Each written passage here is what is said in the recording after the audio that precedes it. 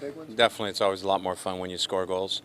It makes it a lot easier, getting the goal early in the second half helped us, and then the response, when we got the third goal, Kaski's response to their goal right away, is what I think really finished the game off. And then after that, we were a little bit unlucky not to get more.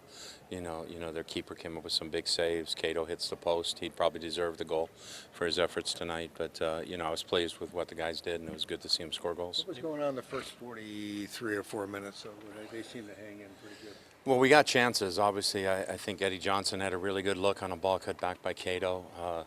We had the one that Ozzie hit. Question whether the goalkeeper touched the ball out of the box or inside the box on that one, but that was definitely going. We had a couple opportunities as well where we were around, and just our shots, our final pass weren't that good. But we were putting pressure on them definitely, and you just felt it was a matter of time. I think you mentioned opportunity week and several guys, including Ochoa, maybe making the most of their minutes in this one tonight. No, definitely. I mean, obviously Ochoa, I don't know if he can remember the last time he scored 2 goals with his left foot in a game, because he got them both with his left, and, they were well finished, both goals, and that's the way he can play. I just need him to come out like that all the time. But it was a good opportunity for him. I thought Cordell did very well. I thought Alex played very well. Kaski, Rose continues to do well for us all the time. So, it was a good performance by those guys, and they took their opportunity well. You mentioned it was only a matter of time. Is that the kind of game that feels like you get that one and then maybe they'll come in bunches? Yeah, you're hoping so. Sometimes, you're a little hesitant because that one doesn't seem to come right away, and, the timing of the one from Andy right before halftime was really important as well for us. That sort of set things up for the second half. Is there just a matter of fitness, or is it work rate, or? No, it's just consistency of training habits, So it's not always fitness. It's just it's frustrating sometimes when you're having to train and you don't always get into games. And we haven't had a lot of reserve games. It gets frustrating, and sometimes you got to be a special person to sort of push through that and continue to perform every day at practice. And obviously Estrada's done well up front, and he's gotten goals, and Montero and Eddie Johnson, got some goals there. So it was hard to break past those guys as well. Did your lineup change based on yesterday's kind of results in the Open Cup? No. I mean, we didn't have Ayani, we didn't have Johansson, we didn't have Gonzalez, we didn't have, and we didn't play Evans, we didn't play Fernandez, we didn't play Rosales, we didn't play, Freddie. So I mean, it's not. I don't think anybody can point and say, oh, they just brought out a heavy team. We brought out who we had to play in the back.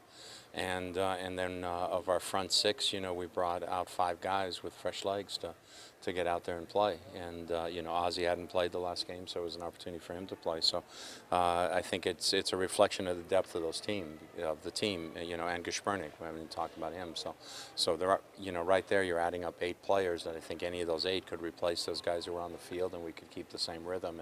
And that's the thing that hurt us a little bit towards the end of that phase, while we struggled a little bit in league. And no result, but I mean, what do you make of what's going on in Portland tonight? Now, you guys missed it, Boyd. Did you see Boyd's missed We penalty? heard it this screen. I mean, he didn't put it over the top. I mean, he put it well into the Timbers Army, or over the beer garden. I forgot which side he was shooting on. But I mean, it is what it is. I mean, you never know what happens in these games. I mean, I watched a lot of the games last night. All of us, there were different games on stream. I watched part of Columbus's game. I saw Dallas's game in part. I saw Chicago's game. So you saw a lot of teams, and these teams are going to come in battle. And if we don't, if Kaski doesn't respond with the third goal after they make it 2-1, maybe the game changes a little bit. Was that kind of a nice reminder for your players what did happen last night, just that these teams will come good? Yeah, it was obviously good because we talked about it. We said, hey, last night 14 MLS teams played and seven went home, and and 3 of them lost at home. And you know, the guys thought I had forgotten about Salt Lake, but I left Salt Lake for the end because I said Dallas lost at home and Columbus lost at home. But you know, Salt Lake, you know, their ownership went out and gave them the opportunity to play at home, and they had a great crowd, and yet they didn't come through. You know, I mean, obviously the coach knows better than I, but it's a game that you can never take too lightly, because the moment you take it lightly, that's when you're going to get caught. Breast cancer is a tough opponent, but with early detection, most women are beating it. I'm Servano Carrasco, and my mother is a breast cancer survivor. That is why I am teaming up with Komen Puget Sound Race for the Cure on June 3rd at Seattle Center. Join me and my team por la Humera Hispana. Run, walk, celebrate survivors, honor loved ones, and show your support. And together, let's kick breast cancer. Race for the Cure, Sunday, June 3rd. Register today at KomenPugetSound.org.